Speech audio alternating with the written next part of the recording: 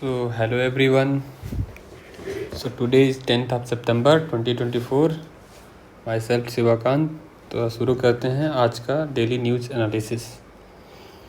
तो सबसे पहले आज का जो मैं कहना चाहूँगा कि आज का जो न्यूज़ है बहुत ही इम्पॉर्टेंट है with respect to prelims as well as with respect to mains. तो काफ़ी ध्यान से देखना है। डेटा फैक्ट्स भी काफ़ी इम्पॉर्टेंट हैं और नॉलेज भी काफ़ी इन डेप्थ है। तो लेट्स स्टार्ट। तो सबसे पहला जो अपना न्यूज़ था वो था मल न्यूट्रिशन के रिगार्डिंग। अब आप देख सकते हो कि ये मल न्यूट्रिशन पिछले कितने दिनों से हम पढ़ रहे हैं। पेज नंबर 8 पे रोज़ छपता है। इसका मतलब कि मल न्यूट्रिशन सच में एक जेन्युइन समस्या है। ओह सॉरी, मेरा ये स्टक कर गया। ओके, काम करना चालू करिए। ठीक है, ये एक जेन्युइन समस्या है। अब क्या है, ये डेटा आपको याद होना चाहिए, लिख पाओगे आप मेंस में जब भी आंसर लिखोगे ना। अगर आप ये डेटा आपने कोट कर दिया कि 70% चाइल्ड डेथ जो इंडिया में होता है वो लिंक्ड होता है मल न्यूट्रिशन से। ये हेडिंग आया था द हिंदू में। अब अगर आपने इस हेडिंग को सीधा कोट कर दिया ना, तो ऑन एन एवरेज अगर आपको सपोज अगर 10 मार्क का क्वेश्चन है और आपको अगर 7 नंबर मिल रहे थे तो 1 नंबर एक्स्ट्रा तो बढ़ ही जाएगा, 8 मिलने के चांसेस हैं। सो नेक्स्ट पे मूव करते हैं हम। सो नेक्स्ट क्या है कि इंडिया, ये कल हमने इस पे डिस्कस किया था कि इंडिया 111वां रैंक हासिल किया था ग्लोबल हंगर इंडेक्स में। इवन कि इंडिया 5 ट्रिलियन इकोनॉमी जो है बाई नॉमिनल जीडीपी है और थर्ड लार्जेस्ट इकोनॉमी है बाई परचेजिंग पावर पैरिटी के हिसाब से। ठीक है, तो ये हमने बात कर रखी है। बट इंडिया लार्जेस्ट एक्सपोर्टर भी है राइस का। 40% ग्लोबल राइस जो है इंडिया से ही एक्सपोर्ट होता है। स्टिल यार हम बहुत ज़्यादा पिछड़े हुए हैं हंगर इंडेक्स में। तो ये हमारा ट्रेंड बताता है कि इंडिया एक मल नरिश्ड कैपिटल है वर्ल्ड का। आयरनी आपको पता चल गया कि लार्जेस्ट एक्सपोर्टर है राइस का, फिर भी मल नरिश्ड है, तो इट्स अ बैड।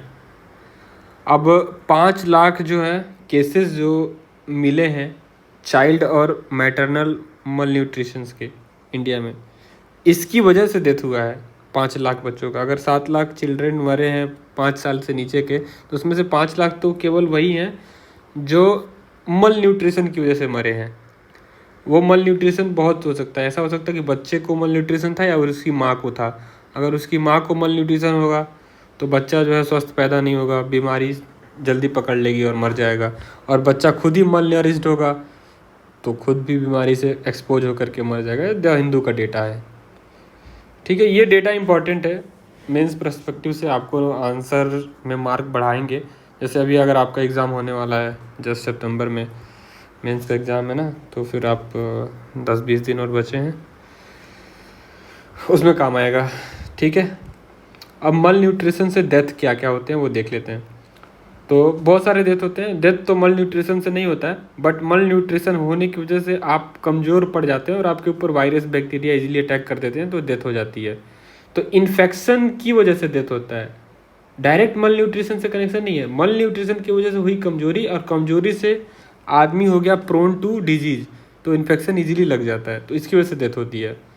ठीक है, तो अंडरवेट, अब कुछ डेफिनेशन है वो क्या होता है। अंडरवेट क्या होता है, अंडरवेट किसको बोलेंगे भाई? आप अपनी एज के हिसाब से जितनी आपकी वेट होनी चाहिए उतनी नहीं है तो अंडरवेट हो। 30% चिल्ड्रन ऐसे हैं जो अंडरवेट हैं। वेस्टिंग क्या होता है, हाइट तो बढ़ गई है पर हाइट के हिसाब से आपका वेट ही नहीं है, पतले लंबे हो तो उसको हम बोलते हैं वेस्ट हो गए हो आप। स्टंट क्या होता है, एज बढ़ गया है लेकिन हाइट ही नहीं बढ़ी, छोटे हाइट के ही रह गए तो स्टंट हो गया। सब ऑप्शनल ऑप्टिमल ब्रेस्ट फीडिंग क्या होता है कि हाँ भाई पूरा दूध नहीं हो रहा है, जितना बच्चे को चाहिए पीने के लिए उतना दूध महिला नहीं पिला पा रही है, उसके ब्रेस्ट में उतना दूध नहीं है, उसको हम बोलेंगे सब ऑप्टिमल ब्रेस्ट फीडिंग। विटामिन की डिफिशियंसी है, ये भी एक कारण हो सकता है। ये सब जैसे जो भी मल न्यूट्रिशन होगा ना जिसको, तो ये सारे लक्षण उसमें दिखेंगे। अंडरवेट हो सकता है वो, वेस्टिंग, स्टंटिंग, सब ऑप्टिमल ब्रेस्ट फीडिंग, मदर को दूध नहीं हो रहा है पूरा क्योंकि मल नरिश्ड है मदर। विटामिन की डिफिशियंसी है मोस्टली यार, ए और जिंक की तो बहुत ही ज़्यादा है, प्लस डी भी लिख ही लेना इसमें। ठीक है, मल न्यूट्रिशन, मैटरनल मल न्यूट्रिशन में क्या 20% वोमेन जो रिप्रोडक्टिव एज की हैं वो मैटरनल मल न्यूट्रिशन से जूझ रही हैं। अब देखो दूसरा क्या, ओवर न्यूट्रिशन एंड ओबेसिटी। आप ज़्यादातर शहरों में देखोगे, नोएडा दिल्ली में, यहाँ पे जो महिलाएं हैं वो बहुत मोटी होती हैं। ओवर न्यूट्रिशन इनके पास 25% women and 25% man are overweight. तो ये कंट्रास्ट आप देख सकते हो कि भाई पूरा देश में ऐसे गरीबी मची हुई है और यहाँ पे ओवर वेट, तो ये भी एक फैक्टर है। Let's move. इनिशिएटिव क्या किया है सरकार ने इससे लड़ने के लिए, मल न्यूट्रिशन से? तो सबसे पहला ये अपना पोषण अभियान 2018 में आया था, अम्ब्रेला स्कीम है। इसके अंतर्गत बहुत सारे स्कीम जो पहले चल रहे थे उनको इसके अंदर डाल दिया गया। जैसे एक स्कीम हमने कल पढ़ा था, national food security act, public distribution जो सिस्टम वाला था वो भी इसके अंदर आ गया। प्रधानमंत्री मातृ वंदना योजना, ये 2017 में आई थी स्कीम, मातृ वंदना। तो इसमें क्या था कि कोई भी महिला काम करती है और वो प्रेग्नेंट हो गई तो उसको छुट्टी दिलवा दिया जाएगा और उसका जो सैलरी है वो सरकार देगी जो वो कमा रही थी, और ताकि वो जो है घर पे रह करके और अपने बच्चे की डिलीवरी दे पाए और उसके बाद उसको न्यूट्रिशन की कमी भी ना हो। तो ये था प्रधानमंत्री मातृ वंदना योजना। फिर था इंटीग्रेटेड चाइल्ड डेवलपमेंट सर्विस, ये भी वैसे ही था, बच्चों के लिए ही था। बच्चों का विकास हो, चाइल्ड और मैटरनल मोर्टालिटी रेट को कम करना था। ठीक है, तो सरकार ने पीएम पोषण शक्ति निर्माण, मिड डे मील वाली स्कीम पहले चलती थी ना, उसका नाम बदल दिया इन्होंने, प्रधानमंत्री शक्ति निर्माण रख दिया। बाकी स्कीम सेम है, न्यूट्रिशनल फूड प्रोवाइड करना है बच्चों को। तो ये प्री प्राइमरी से लेकर के और आई थिंक क्लास 8 तक के बच्चों तक को खाना देना है। सक्षम आंगनवाड़ी केंद्र खोले जाएंगे जहाँ पे किसको, जो 3 से लेकर 6 साल के बच्चे हैं उनको, प्लस जो महिलाएं दूध पिला रही हैं, लैक्टेटिंग मदर हैं, या फिर महिला प्रेग्नेंट है, तो इन सबको न्यूट्रिशनल फूड ये सब चीज़ें प्रोवाइड करने का काम है सरकार का। तो ये सक्षम आंगनवाड़ी केंद्रों के थ्रू होता है। फिर पोषण 2.0 चलाया गया। पोषण जो पहला वाला था ना, उसमें जो 2018 का था उसमें थोड़ा सा एडिशन किया गया, सप्लीमेंट्री एडिशन किया गया। जैसे कि मान लो हफ्ते में एक दिन आपको मिलेट्स खिलाना है, उसमें न्यूट्रिशनल फूड जैसे पल्सेस वगैरह कुछ ऐड करना है, तो वो था पोषण 2.0, थोड़ा सा अपग्रेड कर दिया गया। ठीक है, फिर इसी के अंतर्गत नेशनल हेल्थ मिशन हमने पढ़ा था 2013 में, जो नेशनल रूरल हेल्थ मिशन और अर्बन हेल्थ मिशन जो था, ये 2 मिशन थे 2003 के, उनको मर्ज करके नेशनल हेल्थ मिशन बनाया गया था 2013 में। तो वो भी इसी पोषण के अभियान के अंतर्गत डाल दिया गया इसको। और इसके अंतर्गत एनीमिया मुक्त भारत, जो एक्चुअली क्या है, एडोलेसेंट्स जो लड़कियां हैं ना जिनकी उम्र 11 से लेकर 18 साल का है, आपको पता है कि उस एज ग्रुप में पीरियड्स यानी प्यूबर्टी चालू हो जाता है और उन्हें हर महीने ब्लड लॉस होता है। इसलिए जो महिलाएं होती हैं ज़्यादातर प्रोन होती हैं एनीमिया का। तो उन्हें एनीमिया ना हो उसके लिए उन्हें आयरन और फोलिक एसिड की गोली देंगे। तो सरकार इस एनीमिया मुक्त भारत के अंतर्गत ये योजना लाई है। ठीक है, जननी सुरक्षा योजना, वही मदर मैटरनिटी रेट को कम करना है और न्यूट्रिशनल मल न्यूट्रिशन से बचाना है। इंटीग्रेटेड चाइल्ड डेवलपमेंट स्कीम सबसे पुरानी है भाई, 1975 की है। आप देख सकते हो इसमें हेल्थ, न्यूट्रिशन और डेवलपमेंट, इस नीड्स को पूरा करना है अंडर एज ऑफ 6। अब एज ऑफ 6 के बच्चों को आर्टिकल 45 याद है ना, अर्ली चाइल्डहुड केयर की बात करता है, तो उससे ये डेराइव्ड है। प्रेग्नेंट वोमेन और लैक्टेटिंग मदर, जो दूध पिलाती हुई माताएं हैं। ठीक है, आंगनवाड़ी सेंटर्स क्या होते हैं? अगर गाँवों से बिलोंग करते हैं या फिर कस्बों से या फिर इवन शहरों में भी हैं, तो आपके यहाँ आंगनवाड़ी केंद्र होता है। तो उसका काम क्या होता है कि ये जो ICDS है ना, इंटीग्रेटेड चाइल्ड डेवलपमेंट स्कीम वाला, इसके अंतर्गत जो भी चीज़ है ना, इनको सर्विस ऑपरेशनलाइज करना, चलाना। तो 2001 में जो मिड डे मील है, जिसका भी नाम इन्होंने चेंज कर दिया है पोषण शक्ति निर्माण, वो भी इसका पार्ट बना दिया गया ICDS का। और ICDS को पार्ट बना दिया गया नेशनल फूड सिक्योरिटी एक्ट 2013 में, उसका पार्ट बना दिया गया। और इसको पार्ट बना दिया गया पोषण 2018 में। तो आप देख सकते हैं कि कैसे एक दूसरे के नीचे चला गया। तो यहाँ पे आप देख सकते हैं इंटीग्रेटेड चाइल्ड डेवलपमेंट स्कीम ये है, ठीक है। ये पार्ट बन गया नेशनल फूड सिक्योरिटी एक्ट का। और integrated mid day meal scheme वो इंटीग्रेटेड चाइल्ड डेवलपमेंट के अंदर आया है, यानी ये वाला है शक्ति निर्माण। तो ये इसके अंदर डाल दिया गया 2001 में, और 2013 में इसको इसके अंदर डाल दिया गया। तो ये पूरा, और फिर 2018 में तो ये पोषण ही बन गया, सब स्कीम को एक जगह ले आओ, ठीक है। तो ये है क्रोनोलॉजी। अब समझते हैं थोड़ा सा। हाँ, तो प्रधानमंत्री मातृ वंदना योजना 2017 का योजना है। तो मैंने वही बताया ना कि अगर प्रेगनेंसी है तो आपका वेजेस कंपनसेट करेगी गवर्नमेंट, आप आराम से घर पे रहो, बच्चे का ध्यान रखो, मतलब प्रेग्नेंट हो तो खाओ पियो, मल न्यूट्रिशन से बचो, पैसे सैलरी मिलेंगे उससे न्यूट्रिशियस फूड खाओ ताकि बच्चा भी स्वस्थ हो। ब्रेस्ट फीडिंग, अगर आपका बच्चा हो गया तो 6 माह तक के लिए आराम से घर पे फिर भी रहो, क्योंकि आपको अपने बच्चे को दूध पिलाना है, ठीक है। चाइल्ड मोर्टेलिटी रेट और मदर मोर्टेलिटी रेट को कम करना है, न्यूट्रिशन को बढ़ाना है, इन्हेंस करना है, मल न्यूट्रिशन से बचाना है। तो यही 5 पॉइंट थे यार, ये कुल मिला के 3 इधर और ये 2 इधर, 5 पॉइंट थे। पोषण अभियान 2018, इसका क्या काम है? तो मोर आर लेस अभी हमने पीछे डिस्कस कर ही लिया कि सबका ये अम्ब्रेला स्कीम है। तो क्या करेगा? न्यूट्रिशन, प्रेग्नेंट वोमेन, चिल्ड्रेन और लैक्टेटिंग मदर, इन 3 के लिए है। तो यही वल्नरेबल सेक्शन है। वैसे एक्चुअली ये मुद्दा सोसाइटी का है, जीएस मेरे हिसाब से इसमें तो लिखा नहीं है, खैर ये GS1 का पार्ट है, ठीक है। GS1 में वल्नरेबल सेक्शन होता है ना, जिसमें वोमेन और चिल्ड्रन आते हैं, उसका ये पार्ट है। तो ये आपका बहुत ही, अब ये इसमें स्कीम के बारे में पूछ लेता है प्रीलिम्स में या फिर कोई भी एग्जाम में पूछ लेता है। अब प्लस अगर आपको लिखने का है तो आपको तो याद होना चाहिए। मिड डे मील का ये रीनेम कर दिया गया, तो मैंने बता दिया, PM पोषण शक्ति निर्माण। सक्षम आंगनवाड़ी केंद्र बता दिया, ये क्या करते हैं, स्ट्रेंथ इफेक्टिव सर्विस डिलीवरी करते हैं, किसका? इंटीग्रेटेड चाइल्ड डेवलपमेंट स्कीम का। तो वही बच्चों को 3 से लेकर 6 साल तक के बच्चे, lactating mother, pregnant women, more or less सारे स्कीम लगभग एक जैसे ही हैं, बस नाम अलग अलग हैं। इतने सारे नाम सरकार रखवाती है ताकि वोट जनता को दिखाना भी था मैं बहुत काम कर रहा हूँ। मर्ज कर दिया गया सप्लीमेंट्री न्यूट्रिशन को पोषण 2.0 अभियान में। तो ये हो गया आपका पोषण 2.0 अभियान, ठीक है। सिंपल रखो यार ज़्यादातर चीज़ों को, उनके जो नाम है ना उससे पकड़ने की कोशिश करो, रिलेट करके रखो दिमाग में, रटोगे तो भूल जाओगे। स्कीम है, अब जैसे मातृ वंदना स्कीम है 2017 में आई थी, तो भाई ऑब्वियसली स्पॉन्सर्ड होगी, सरकार पूरे पैसे कभी खर्च नहीं करती।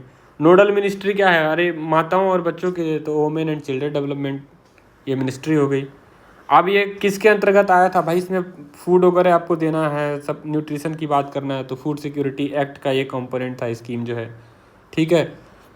और मैटरनल बेनिफिट दे रहा था वोमेन का, हमने बात कर ही लिया कि वेज वगैरह प्रेगनेंसी में देगा, 6 महीने तक ब्रेस्ट फीडिंग कराओ, कोई दिक्कत नहीं है, पैसे ले जाओ। किसको देगा? कौन है वो लोग? तो वो लोग हैं सोशली इकोनॉमिकली डिसएडवांटेज सेक्शंस। ऐसा नहीं कि IAS अधिकारी है और फिर वो उसको भी मातृ वंदना योजना के अंतर्गत, स्कीम के अंतर्गत उसको भी जो है मिड डे मील और ये सब मिल रहा है, उसके लिए नहीं है। कॉर्पोरेट मॉम है और उसको मिल रहा नहीं, सिर्फ गरीब और इकोनॉमिकली डिसएडवांटेज जो लोग हैं, पिछड़े लोग हैं, गरीब हैं, SC ST हैं, उनको मिलेगा।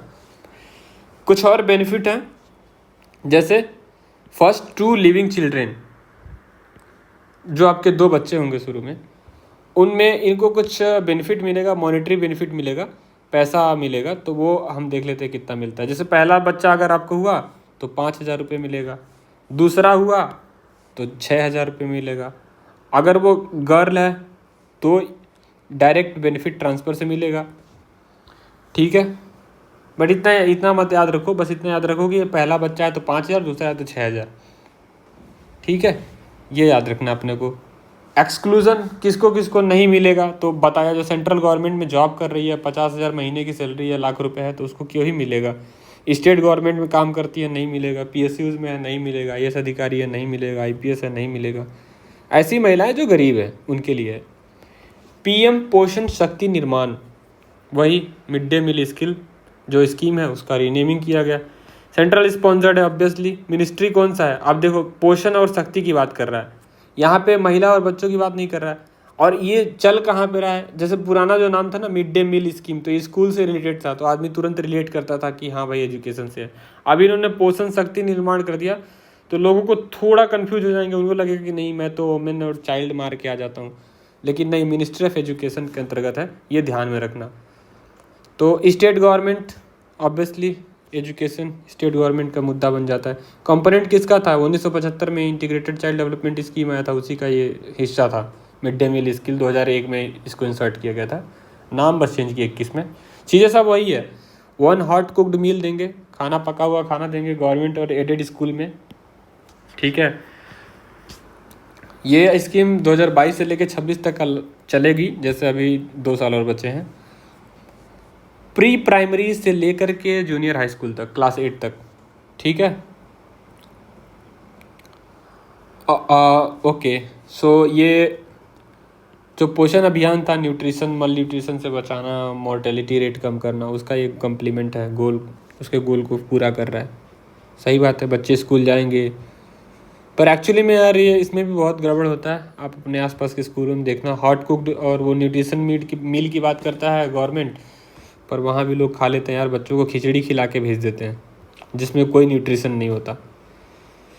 सबसे बड़ी दिक्कत है मॉनिटरिंग सिस्टम, ऑडिटिंग सिस्टम। अगर आप ऐसा कोई भी क्वेश्चन है तो आप ऑडिटिंग, इसमें अगर प्रॉब्लम्स आए ना तो आप लिख सकते हो यार कि इम्प्लीमेंटेशन नहीं अच्छे से होता है, ऑडिटिंग सिस्टम बहुत ख़राब है, मॉनिटरिंग नहीं है, फीडबैक ग्रीवांसेस रिट्रेसल का कोई मैकेनिज़्म नहीं है जिससे जो पब्लिक जो है ग्रीवांसेस रेज कर पाए किसी भी स्कूल के टीचर के खिलाफ़, या फिर जो भी वहाँ पे मैनेजमेंट संभालती है।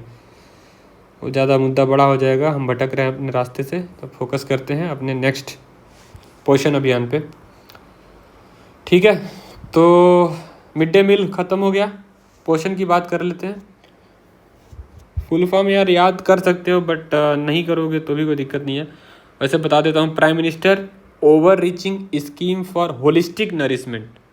होलिस्टिक बोला ना तो बस इसमें समझ लो कि हर तरह से नरिश करना है अपने को। Ministry of women child development, अभी तक जितने स्कीम देख रहे हैं सब में वोमेन चाइल्ड मिनिस्ट्री है। फोकस क्या है, 1000 डेज जो होते हैं ना बच्चे के, 1000 days of the child's life, उसके लिए हम जो है इंटरवीन करेंगे, उसके लिए पैसे पैकेज सब देंगे। 1000 मतलब लगभग 3 साल तक का, जब तक बच्चा नहीं हो जाता, ठीक है। तो मल न्यूट्रिशन से बचाना है फेज वाइज मैनर में, ठीक है। प्रेग्नेंट वोमेन, अब बचाओगे कैसे मल न्यूट्रिशन से बच्चे को, माँ को भी तो बचाना पड़ेगा, दूध पिलाती हुई माता को भी बचाना पड़ेगा, और जो बच्चे पैदा हो गए उनको भी बचाना पड़ेगा, तभी तो ओवरऑल बच्चा जो है मल न्यूट्रिशन से बचेगा। कवरेज क्या क्या है भाई इस स्कीम में, तो पोषण अभियान पढ़े तो पीछे थे ही यार, फिर वही बातें वापस लिखा है, इंटीग्रेटेड चाइल्ड डेवलपमेंट। अब इंटीग्रेटेड चाइल्ड डेवलपमेंट के अंदर मातृवंदना योजना, नेशनल हेल्थ मिशन 2013 की बात कर रहा है ये, ठीक है। हमने यहाँ पे लिखा था ना नेशनल हेल्थ मिशन, कहीं है, हाँ ये देखो, national health mission, national food security act, ठीक है। एनीमिया मुक्त भारत जननी सुरक्षा योजना, ये वाला थोड़ा चार्ट ज़्यादा बेहतर तरीके से दिया है, ये आप जो है ध्यान से देख सकते हो, ठीक है। Public distribution system, PDS system से सबको अनाज दो, दालें दो, घी दो। स्वच्छ भारत मिशन, साफ़ सफाई रखो ताकि बीमारी ना फैले, तभी तो मोर्टेलिटी से बचोगे, ठीक है।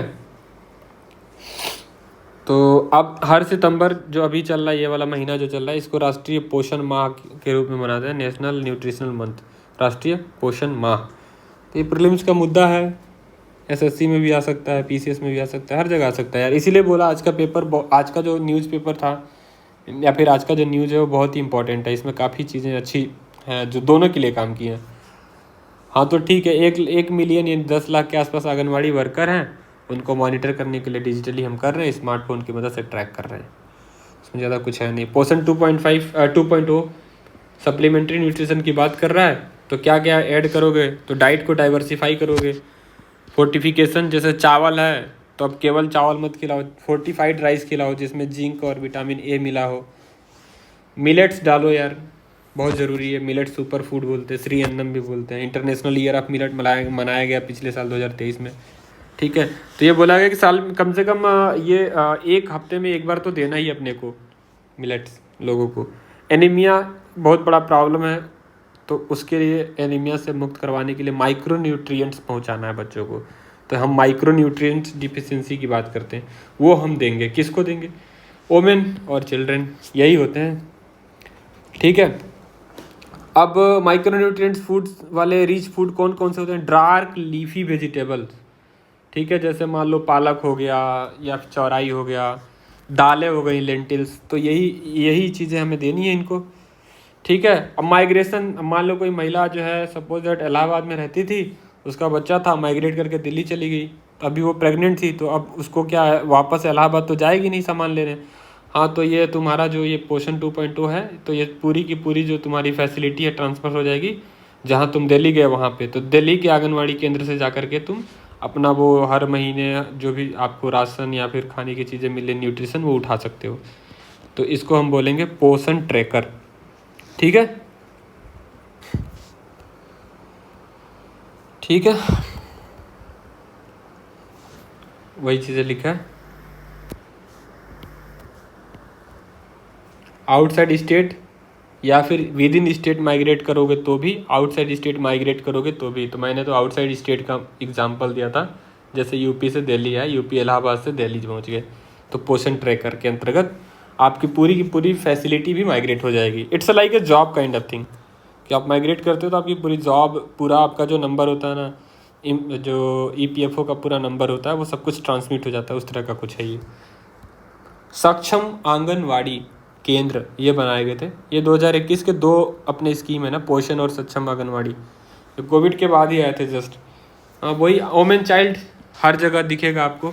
स्ट्रेंथ करेंगे आंगनवाड़ी सेंटर को, डाइवर्सिफाई, ये इफेक्टिव डिलीवरी होगा सर्विस का। अब इसमें आंगनवाड़ी सेंटर्स जो है ना, क्या क्या सर्विस प्रोवाइड करते हैं वो देख लेते हैं एक बार। सप्लीमेंट्री जो न्यूट्रिशन की बात की गई है, जिसमें कि हमने बात करा है श्री अन्नम यानी मोटे अनाज, और फोर्टिफाइड जो राइस हैं उनकी जो बात करा है, वो सब कुछ प्रोवाइड करने का काम जो है ना आंगनवाड़ी केंद्रों में होता है। तो हॉट कुकड मील दिया जाएगा, पका हुआ भोजन 3 से 6 साल के बच्चे जो हैं उनको, प्रेग्नेंट कोई महिला है उसको, या फिर दूध पिला रही है उसको, लैक्टेटिंग मदर। सेम चीज़ यार, लगभग लगभग अभी तक देखो हमने हर में यही देखा है। ठीक है, मॉनिटर करेंगे मल न्यूट्रिशन को। कैसे मॉनिटर करोगे भाई? अभी डेफिनेशन पढ़ के आए, वेस्टिंग तो नहीं हो रहा, स्टंट तो नहीं है, अंडरवेट तो नहीं है, तो ये तरीका है मॉनिटर करने का।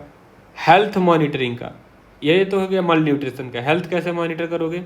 तो आशा वर्कर हैं, ये इनका काम है कि बच्चों और प्रेग्नेंट और लैक्टेटिंग वोमेन का हेल्थ मॉनिटर करना। आशा का फुल फॉर्म क्या होता है वो तो आपको पता होगा, एक्रीडेटेड सोशल हेल्थ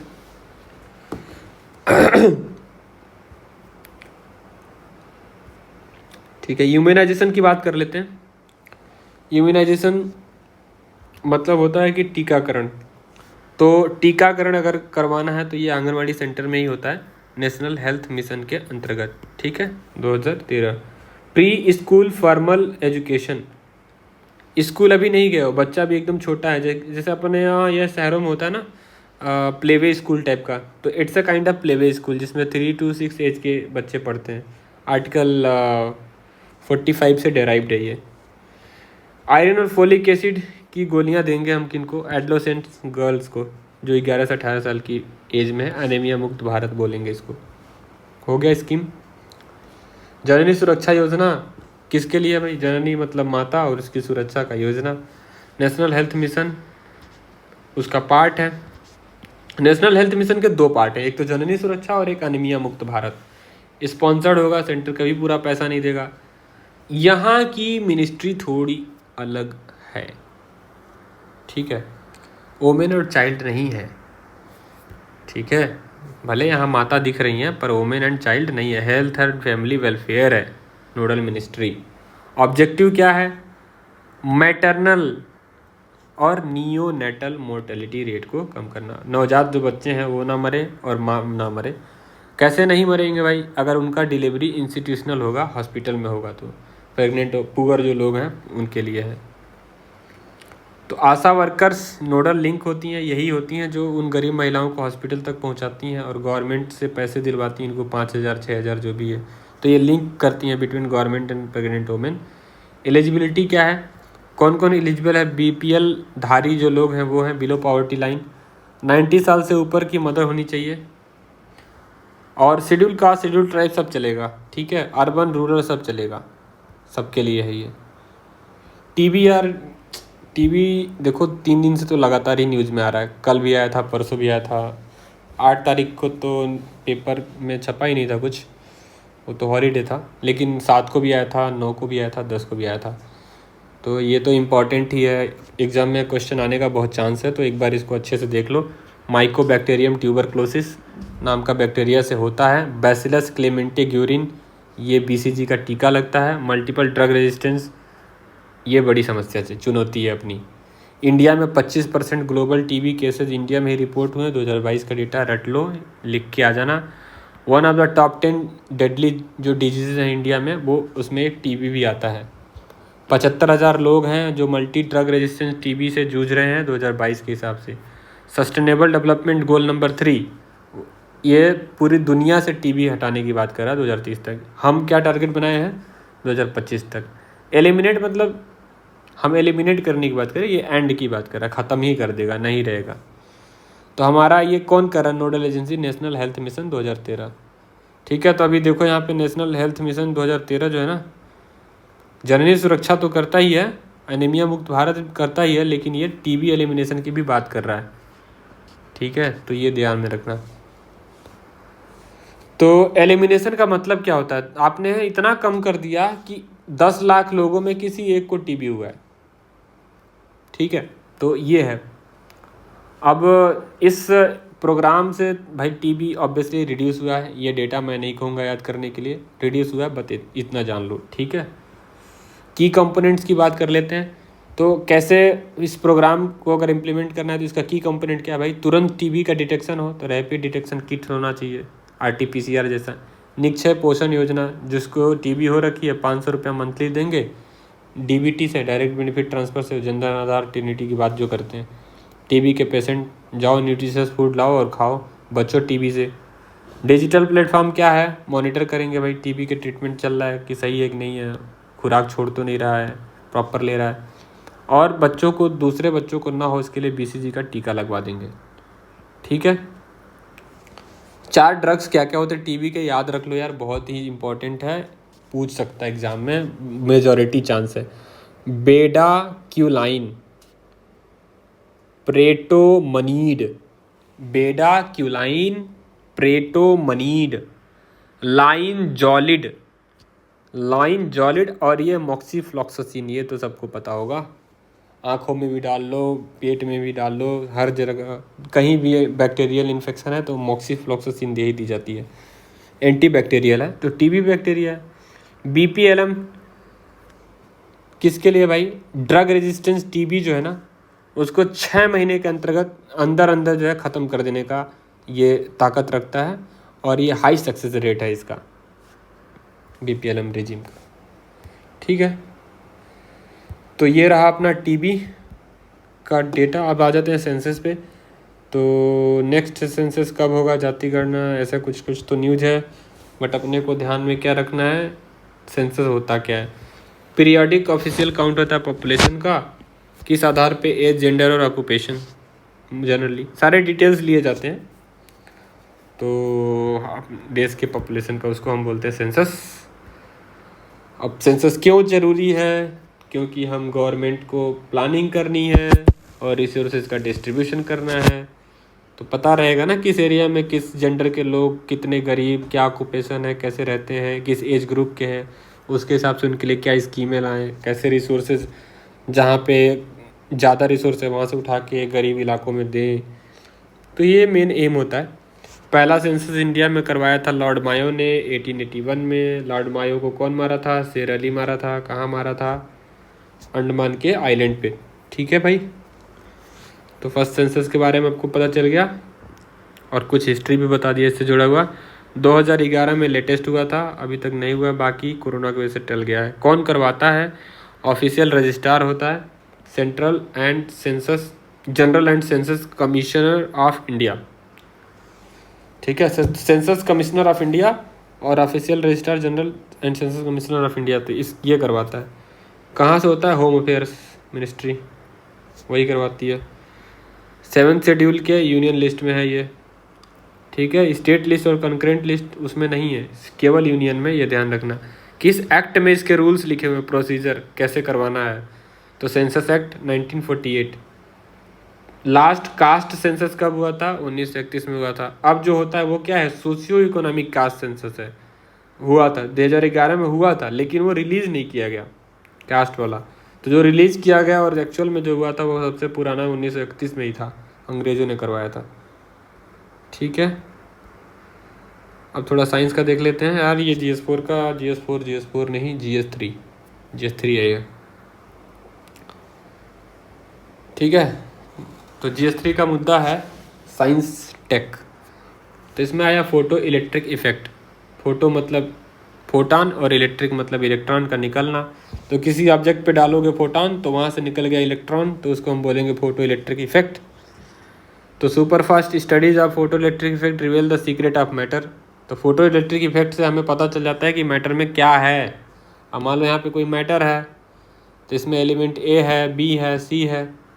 तो अगर एलिमेंट A पे अगर तुम photo same amount of photon डालते हो तो हो सकता है उसमें से 4 इलेक्ट्रॉन निकले, लेकिन B पे डालोगे सेम अमाउंट ऑफ फोटॉन तो उसमें से 8 निकलेंगे, C पे डालोगे तो उसमें से हो सकता है 12 निकलेंगे। ऐसे तुम्हारे पास मान लो एक एक्सेल सीट बना लिए, पैटर्न बना लिए कि हाँ इधर डालते हैं इतने नंबर ऑफ फोटॉन और इधर निकलते हैं इतने नंबर ऑफ इलेक्ट्रॉन। तो अगर तुम्हारे पास एक डेटा ऐसे तैयार है तो तुम्हारे पास कोई भी एक मटेरियल आएगा अननोन, तो उस पर फोटॉन डालोगे तो अलग अलग अमाउंट में इलेक्ट्रॉन निकलेंगे, तो तुम्हें पता चल जाएगा इसमें कितने तरह के मेटल हैं। तो वही बोल रहा है कि फोटो इलेक्ट्रिक इफेक्ट से हम सीक्रेट्स मैटर का जान सकते हैं। ये न्यूज़ है, तो अपने लिए क्या इंपॉर्टेंट है? इलेक्ट्रॉन्स निकलते हैं, फोटॉन्स डालते हैं, उसको फोटो इलेक्ट्रिक इफेक्ट बोलते हैं। अब फोटॉन्स डालोगे तो ऐसे थोड़ी ना, उसकी एनर्जी कुछ पहुंचाओगे, उसको ग्राउंड स्टेट से एक्साइटेड स्टेट में ले जाओगे तभी निकलेगा, ठीक है। पहला बार कौन खोजा था? हर्ट्ज ने खोजा था, हेनरिच हर्ट्ज 1887 में। बाद में एक्सप्लेन किसने किया था? अल्बर्ट आइंस्टाइन ने। इसलिए आइंस्टाइन को नोबेल प्राइज में फिजिक्स में मिल गया 1921 में। एप्लीकेशन भाई सोलर सेल देख रहे हो, हर जगह गवर्नमेंट छत पे लगवा रही है सरकारी बिल्डिंगों के, ठीक है। फोटॉन सूरज से आता है, गिरता है और इलेक्ट्रिसिटी प्रोड्यूस हो जाती है। फोटो इलेक्ट्रिक सेंसर होते हैं यार, कहाँ लगे होते हैं, कुछ याद है? फोटो इलेक्ट्रिक सेंसर, इसका एप्लीकेशन एक्सरे फोटो इलेक्ट्रॉनोस्कोपी। हाँ तो ये बता दिया मैंने, ये जो मैं शुरू में बता रहा था ना कि एक्सरे XPS टेक्नोलॉजी के थ्रू कोई भी तुम्हारे पास मैटर है, मटेरियल है, उस पर डालेंगे हम, यहाँ से डालेंगे फोटॉन्स डालेंगे तो इसमें अलग अलग पैटर्न में, मान लो यहाँ से X निकला, यहाँ से Y निकला, यहाँ से Z नंबर ऑफ इलेक्ट्रॉन निकला, यहाँ से A नंबर ऑफ इलेक्ट्रॉन निकला, तो हम पता कर लेंगे ये कौन सा मटेरियल से बना हुआ है। ये पूरा मैटर जो है, ये पूरे मैटर में कौन कौन से मटेरियल है वो सब पता चल जाएगा। तो वो XPS टेक्नोलॉजी है, ठीक है। हाँ यार ये एग्जांपल देख लो, फोटो इलेक्ट्रिक सेंसर कहाँ है? जैसे देखते हो ना बाहर जो सोलर लैंप लगा रहता है, जैसे दिन होता है डिटेक्ट कर लेता है लाइट को और अपने आप सेंसर जो है बता देता है, इलेक्ट्रिसिटी प्रोड्यूस करता है दिन वाली, और उसकी वजह से जो कनेक्शन है वो ब्रेक हो जाती है, सर्किट ब्रेक हो जाती है और लाइट जो है जलना बंद हो जाता है। तो आ करके बंद नहीं करना, अपने आप हो जाता है, ठीक है। अब आ जाते हैं मेडिकल ऑर्गेनाइजेशन इन न्यूज़। ये भी GS3 का ही मुद्दा है यार। Regulatory reform struck in a loop of health ministry, ठीक है। ये एक न्यूज़ था, क्रिटिसिज्म चल रही थी, पर अपने काम की चीज़ है वही। हमने जो परसों पढ़ा था, इसे परसों पढ़ा था, 7th को पढ़ा था। Central drug standard control organisation drug and cosmetic act के अंतर्गत बना था 1940 में। DCGI drug controller general of India ये हेड है इसका, अप्रूव करता है नया ड्रग को क्लिनिकल ट्रायल्स के लिए, इंपोर्ट ऑफ ड्रग्स के लिए, before introduction in the market. Ministry of health and family welfare वही संभालती है। ये गलत था, मैंने ठीक लिख दिया। अब इस पॉलिसी में एक पॉलिसी इसने इनिशिएटिव ली है 3 इशू पे। जैसे रिकॉल गाइडलाइंस है, कोई भी ड्रग है मार्केट में जा चुका है लेकिन सरकार अभी उसको टेस्ट करी थी, जैसे उसको टेस्टिंग में फेलियर नज़र आया तो तुरंत रिकॉल कर लिया जाएगा मार्केट से, ठीक है। तो ये रिकॉलिंग गाइडलाइंस है, और जो नहीं करेगा उसको फिर सज़ा मिलेगी। अब गुड डिस्ट्रीब्यूशन प्रैक्टिसेस, तो कैसे आपको ड्रग को स्टोर करना है, ट्रांसफ़र करना है और डिस्ट्रीब्यूट करना है सेल पॉइंट तक, ताकि बीच में ड्रग डिस्ट्रॉय ना हो, उसमें कोई डिफेक्ट ना आए, ये इंपॉर्टेंट है। अब जैसे 2-3 ब्रांड होते हैं यार, सेम ही नाम है, जैसे मोक्सोफ्लॉक्सासिन, ओफ्लॉक्सासिन, ऐसे 3-4 नाम के ड्रग्स जो हैं जो सेम तरह के नाम है लेकिन उनका काम अलग अलग है। अब मान लो डॉक्टर ने लिख दिया कि मिलता जुलता नाम के 2-3 दवाएं हैं, डॉक्टर ने कोई एक लिखा किसी एक पेशेंट के लिए, वो गया मेडिकल स्टोर पे लेने, मेडिकल स्टोर वाला कन्फ्यूजिंग, उस तरह के उसी नाम के कई सारे ड्रग्स हैं तो कन्फ्यूज हो गया ब्रांड नेम से और उसने दूसरा दे दिया, तो हो सकता है कि मरीज़ को हार्म हो जाए, मर जाए, डेथ हो जाए। इसके लिए गाइडलाइंस ले आए हैं कि नहीं, कन्फ्यूजिंग ब्रांड नेम्स नहीं रहेंगे, एकदम क्लियर कट अलग अलग ब्रांड नेम्स रहेंगे ताकि प्रिस्क्रिप्शन में एरर्स ना हो, ठीक है, प्रिवेंट किया जा सके। तो अब देखो, दिक्कत इस बात की है, none of the above guidelines are backed by the law. अब कोई ऐसा करता है तो भी जो है उसको कोई सज़ा नहीं मिलेगी। कंफ्यूजिंग नेम रख ले, अच्छे से डिस्ट्रीब्यूट ना करे, रिकॉल ना करे, मतलब जो दवाएं गवर्नमेंट की नज़र में फेल हैं वो भी धड़ल्ले से मार्केट में बिक रही हैं, फिर भी गवर्नमेंट के पास कोई कानून नहीं है कि लोगों को सज़ा दे पाए। दुर्भाग्य है। सो ये था आज का न्यूज़, आई होप आप समझ गए होंगे। कुछ और इश्यूज़ होगा, कुछ कमेंट्स होगा, कुछ अपडेट चाहिए, कुछ और इम्प्रूवमेंट चाहिए तो बताना कमेंट सेक्शन में। You are most welcome guys. So thank you, have a nice day. तो ख़त्म हो गया, night. Bye bye, take care.